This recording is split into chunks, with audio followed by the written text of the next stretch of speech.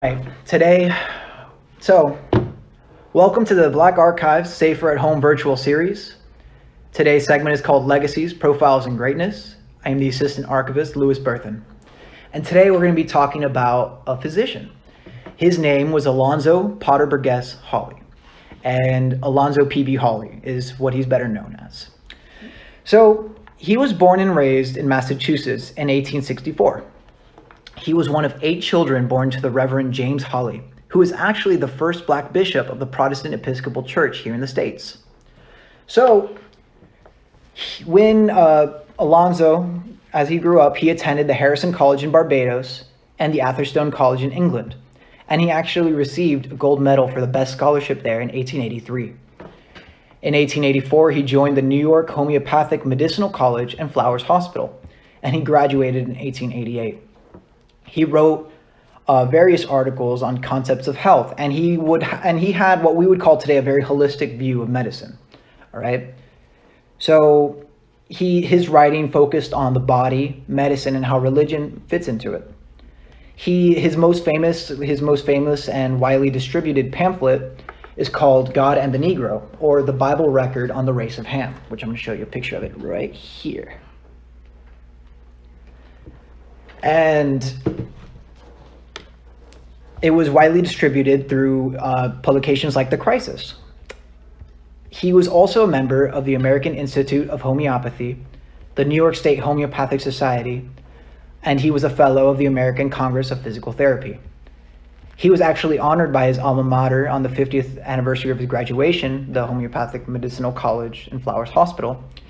At the Waldorf Astoria in New York, they gave him a gold diploma to congratulate him. So the first question is, what is homeopathy? So homeopathy is defined as the treatment of diseases by using minute doses of natural substances in a healthy person that would produce the symptoms of disease. So in Western medicine, homeopathy has fallen out of favor, but he was a trained physician first and foremost, and he was a trusted physician for many people here in Overtown, what was then called Colortown. So when he arrived in Miami and opened his practice in 1912, according to many sources, a lot of babies were born in his office, which was located in Northwest 8th Street. However, Hawley was more than just a physician. So I'm going to read to you a little biographical sketch I have here. So Dr. Alonzo Hawley was privileged in 1881, while a student of the Harrison College in Barbados, to meet H.M. King, George V, and his elder brother, the Duke of York, at a luncheon at the bishop's court. His episcopal residence while studying for 5 years in England. The Reverend John Mitchinson, the Anglican Bishop of Barbados, was his sponsor and the Gamaliel for his learning. So after lunch, Alonzo was privileged to be the sole other occupant with the then Prince George on a sightseeing tour. Later, he was also honored to receive an invitation to be the guest of the Archbishop of Canterbury at his enthronement. He met Edward, the prince at the enthronement banquet, and he sat to the immediate right of Lord Buxton, the grandson of Theodore Hawley, no relation. His episcopal rank and status entitled Alonzo to be admitted to England's most exclusive social ranks. So Prince Edward became Edward VII. His mother, Queen Victoria, signed as his executor when he was commissioned as the consul for Haiti to the Bahamas. So that was a really long-winded way of saying that Alonzo Hawley had it in with the British royalty. He had a lot of contacts with the high society of Britain. And this was due not only to his father's work as a bishop, but because he had studied under, like I said, the Reverend John Mitchinson. So he was originally in Barbados, and when John Mitchinson had gone to England, he brought the young Hawley with him. That's why he finished his education at Atherstone College. And so, again, in the year 1889, that's when he was appointed to the position by the Haitian government as consul to the Bahamas. And he stayed in this position for 12 years. So another reason why he was selected as the consul for the Haitian government is because his father, like I said, the first black bishop of the Protestant Episcopal Church here in the States, he was actually also the first missionary bishop to go to Haiti Okay, so he already had a connection there. So with his considerable knowledge, you can see why he was selected to be a part of the Colored Board of Trade. And he involved himself in local, national, and international politics, and he fought injustices all over the world. And I really like you guys to focus on that idea, because Alonzo Hawley had a vision for humanity that was incredible. He really dedicated himself to the betterment of everybody. And he got involved in a lot of things that weren't really, they had no connection to him directly, but he still fought for it. So the way I organize this, I'm gonna start local and then we're gonna go out international, okay? So bear with me. So with the Colored Board of Trade, he was actually selected as the lone representative for Miami for a race conference in Washington, D.C. in 1916. So the race conference, as it was called, was essentially a call to all groups of colored folk all over the country to join together. This was, they would invite fraternities, ministries, and Negro organizations, and together they would discuss and implement ideas for the uplifting of the race. It is fair to say that these conferences were a big deal, and to be selected as a representative was a huge honor, and that speaks to the high regard that Hawley was held here in Miami. So this same dedication that he had to people and to his race actually came at a high cost to him personally. He was the target of many vicious threats from groups like the KKK, and he took these very seriously because he actually left Miami in 1921 due to these threats. He went to West Palm Beach and started another medical practice, but he ended up coming back to Miami in 1928. So one of the issues I'd like to focus on while Hawley was part of the Colored Board of Trade is something that I call the chauffeur question. So between 1915 and 1920, there were a fair amount of issues between the white and the black community here in Miami, and they all had to do with the chauffeur business. So the chauffeur business is busing, taxis, jitney, anything that you can think of that has to do with transportation. That's what I'm talking about. So essentially what it was that the white drivers here in Miami had a monopoly on that service, okay? So as black drivers started opening up their own services, white businessmen started getting very nervous about this, and there were a lot of incidents of violence. So they were just trying to scare them and try to keep their business to themselves. So one of these issues, it was in 1917, this is one of the big tension points in all this. In 1917, there was a driver from West Palm Beach, a black driver, who brought a white woman to a hotel here in Miami. The white chauffeurs saw this and they waited for him to drop her off, and they decided to chase him through Miami. It got so bad that he actually had to go to the police, and the police kept him safe and hid him until they were able to put him on a train to West Palm Beach. The company that he drove for wasn't actually able to get the car back until a couple days later, because they obviously couldn't go with the driver. So this was a big tension point in Miami. This was obviously there was a lot of people upset about this. So the Colored Board of Trade and a couple of committees in white Miami got together to try and discuss this. So and I'm just going to read you the article. So while these committees were discussing what to do and try to resolve the issue, I'm just going to read it straight from the Miami Herald. White chauffeurs believed to have dynamited Hall. Police and sheriffs seem unable to cope with situation. Not an arrest made up to hour of going to press. It appears probable that a number of white chauffeurs and rowdies who have been for several weeks been trying to ferment trouble and cause a race riot in Miami were responsible for the dynamiting of the Colored Oddfellows Temple Sunday morning. No arrests have yet been made, but the sheriff's office and the police say they have a number of suspected white men under surveillance. So the first thing is that the Colored Oddfellows Hall was a community gathering site. It was used by different groups. It was used by ministries, fraternities, and different organizations, and used as a place to come together.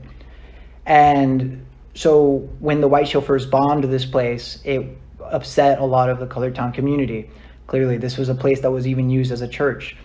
And the police never found anyone, never brought anyone to justice, of course.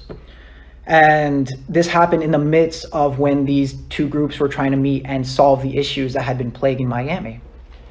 So the city of Miami, the white Miamians decided that they wanted to install a hard color line as a way to fix the issue.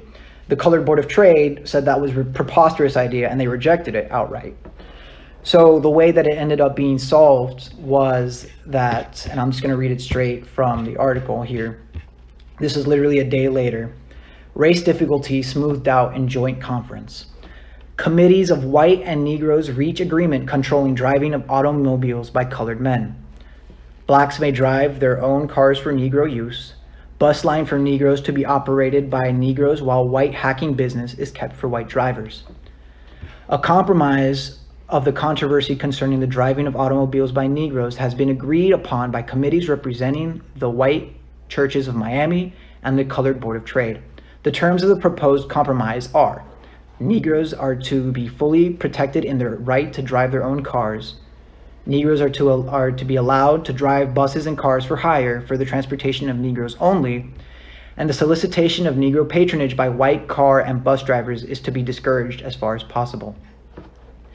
So already you can see that the language used here in this newspaper article was obviously that the regulation and the law was going to come down on the side of the white man. They were able to do whatever they wanted, but we know that if a black driver was found with a white passenger, the repercussions would be immense for him or her.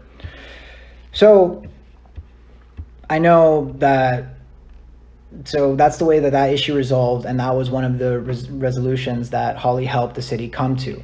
And though it's not the ideal one that we would like, it was the best one that they can do for the time. So I'm actually going to segue and try to focus on some of the other good works that he did with the church. So, like I said, his father was the first bishop, right? And though Dr. Hawley never formally preached like his father did, he was active within the church scene here. He taught Bible classes at St. Agnes, and I'm going to read you the article. So, colored singers entertained guests at the Hotel Halcyon. Through the courtesy of the manager of the Hotel Halcyon, a double quartet of colored young men and women sang to the guests last evening. They are members of the Bible class of St. Agnes Protestant Episcopal Mission in this city, of which Dr. Alonzo Hawley, the well-known colored physician, is the instructor. He is being a son of the late Bishop James Theodore Hawley of the Republic of Faith. The Bible class has achieved a remarkable record. It has a membership of more than 150 and is said by Bishop Mann to be the largest in his diocese. These colored young men and women believe in doing good to others, as Dr. Hawley briefly outlined to the assembled guests. They have already made donations to the Belgian Relief Fund, to the Armenian and Syrian Relief Fund. So I really like that article because this was posted in 1916. And if you remember from my lesson last week, both Florence Gaskins and R.E.S. Toomey both donated to World War I's efforts, right?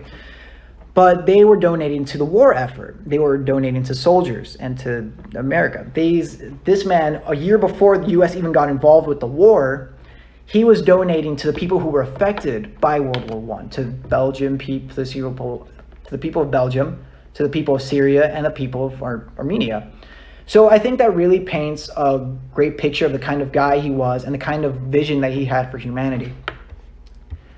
So we're going to go, and there was one other thing that he did in the Miami community. So he was actually an associate of H.E.S. Reeves, the man who started the Miami Times.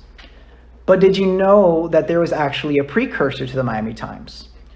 So Reverend S.A. Sampson, M.J. Brody, H.E.S. Reeves, and Alonzo Hawley all started a paper together called the Miami Sun. This was in 1919, about 4 years before the Miami Times' first publication. So unfortunately, due to World War I, it was very difficult to get a newspaper. And it went defunct in about 8 months. But this was an important first step that laid the groundwork for a paper that we still have today. I believe in 3 years, the Miami Times is going to come up on their 100th anniversary. So that's incredible. So now I'm going to focus on the international. All right. So I need to give you a little background on this gentleman so that we can understand how Hawley gets involved later. So I'd like to pay attention to the case of Sir Roger Casement. All right. Casement was an Irish Protestant born outside of Dublin, and he worked as a foreign dignitary for Great Britain. His work was mostly in Africa. And so essentially, in 1903, Roger Casement, as part of his duties for the British consul, so I'm talking about, this week, I'm talking about the works of Dr. Alonzo P. Hawley. Thank you everyone who's joined in. I'm talking about his international works right now. So I'm going to give you a profile on a gentleman who has no connection to Hawley, but Hawley ends up getting involved later. So Roger Casement, as part of his duties for the British consul, set out on a journey to the rubber regions of the Congo Free State. And in February 1904, the publication on his reported the harsh living conditions of the indigenous population, and it aroused much indignation within the official and popular spheres in Great Britain. Very quickly, Casement founded the Congo Reform Association, and their proclaimed goal was to put an end to King Leopold's Congo. So this gets into a little bit of international relations. So this article got a lot of fame within Great Britain because basically it made Belgium look like crap. And they all had imperial interests in Africa. So when this article came out, it was great for garnering the attention of the international community to basically to tell Belgium to stop and to make at least a more humane effort in the way they treat the native population. So this is initially what endears Hawley to Casement, okay?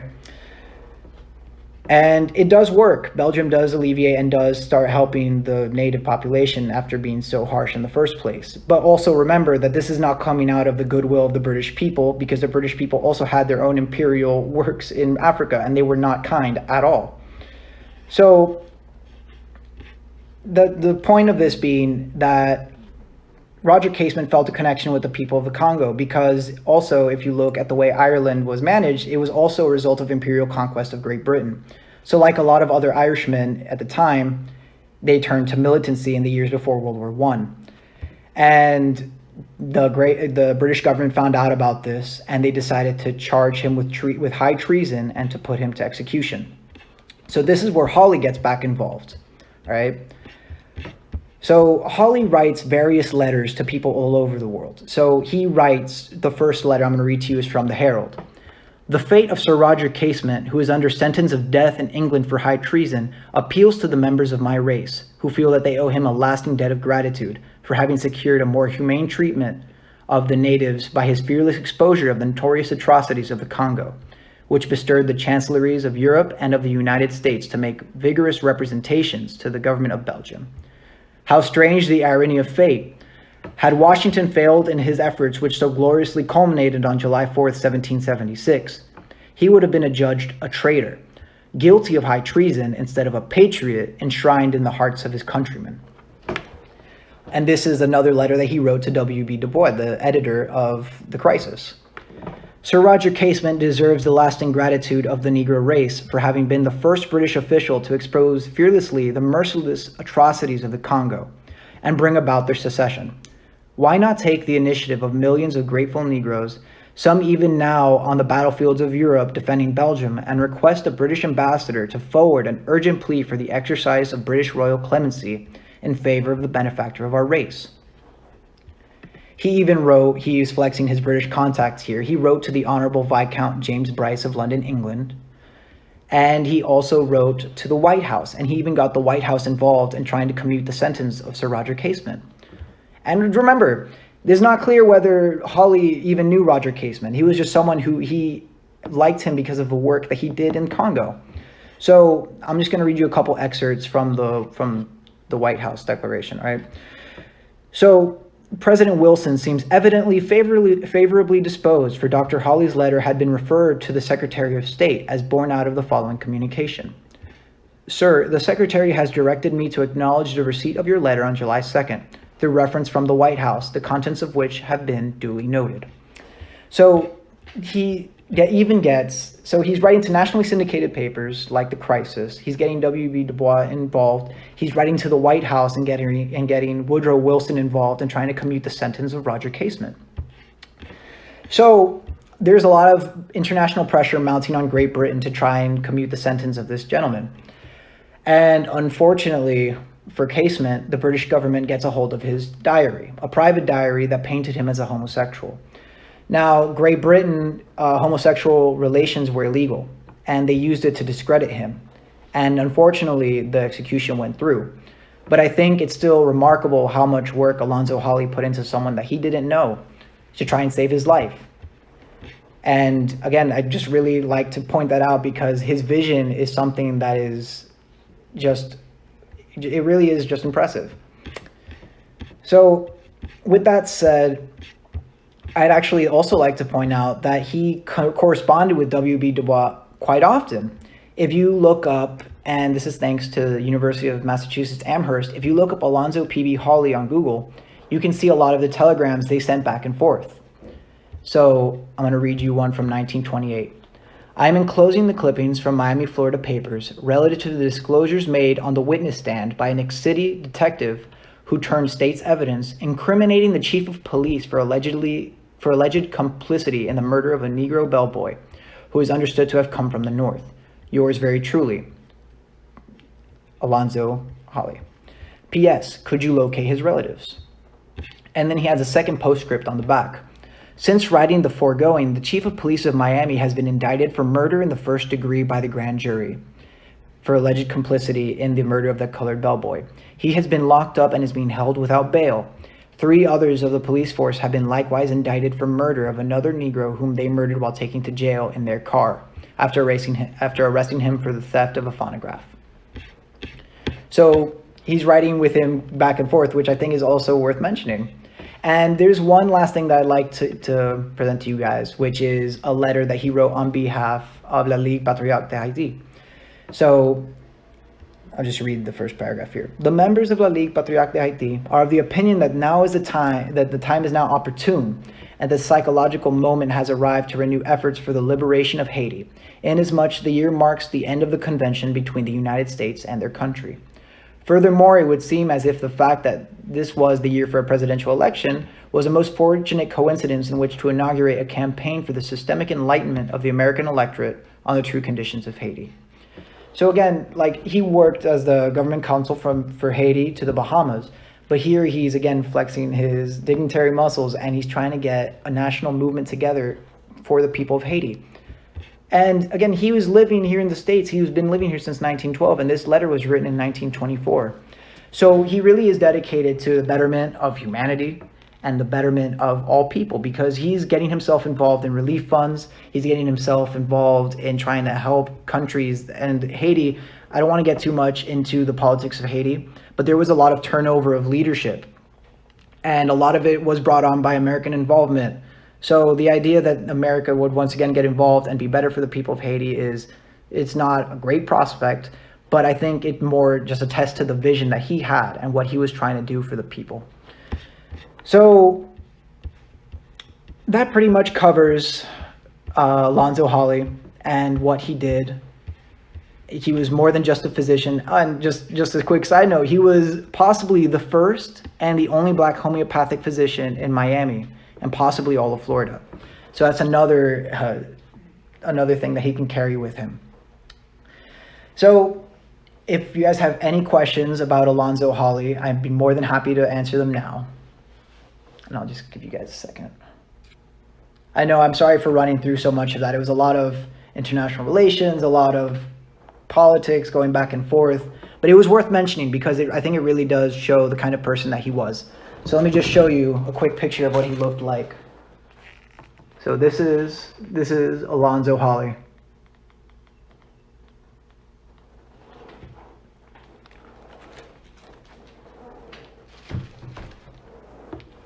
And again, I think it's worth mentioning that he was not only a doctor, he was a Black man getting the White House involved in British politics to try and save a man that he's never met. These are just a bunch of things that he did that is just impressive.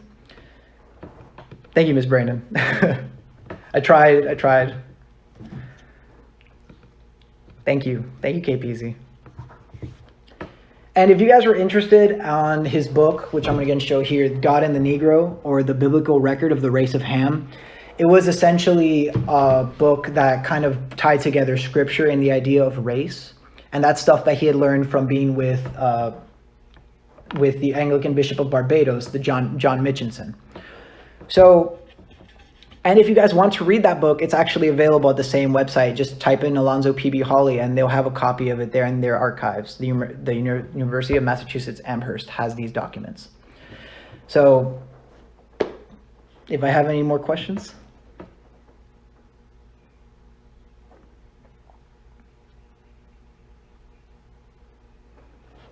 Also, thank you for everyone who joined later in the stream. I appreciate it.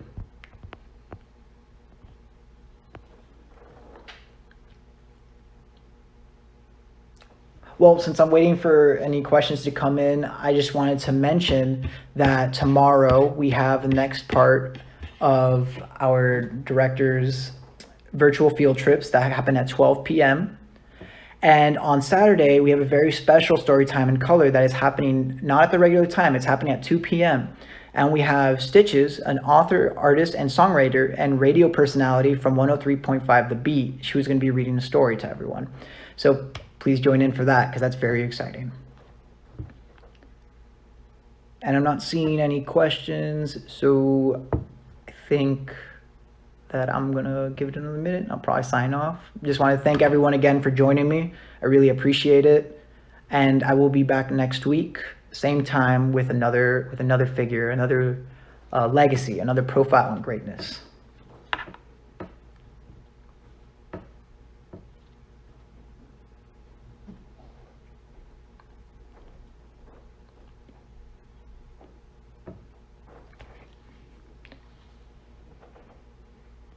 All right, so I'm going to sign out.